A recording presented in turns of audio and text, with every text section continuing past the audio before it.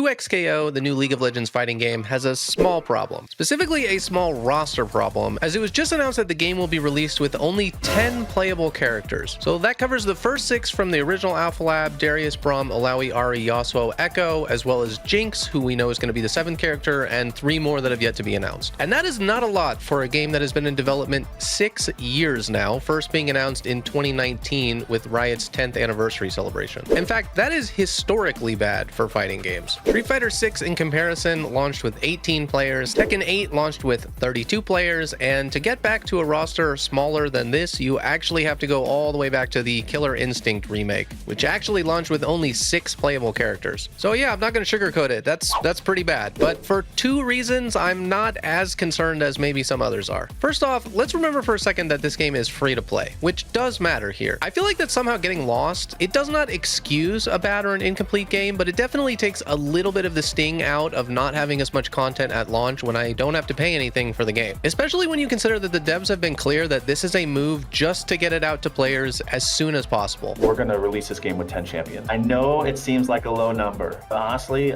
we'd rather just get the game out to y'all to play ASAP. I feel like when people talk about what is the right amount of content for a game to have at launch, they're usually saying this in regards to justifying the price tag, and the price tag for 2XKO is 0. So I'm definitely going to have a lowered expectation in terms of actual content. The second part for me is just a little bit of copium, because I really do believe, or at least want to believe, that the team working on this understands what they need to be doing. 10 characters, even with all the combinations and fuses that you can have in a tag game, is just not enough, and several weeks down the line, the meta is going to start feeling stale, which is why I really think we will quickly get more information on a post-release roadmap. And it's not like they don't have a ton of characters to choose from. And that's also assuming that they're only drawing from League of Legends, which we don't actually know. They could easily be taking characters from Valorant or even original characters from Arcane and adding them into the game. Is that likely?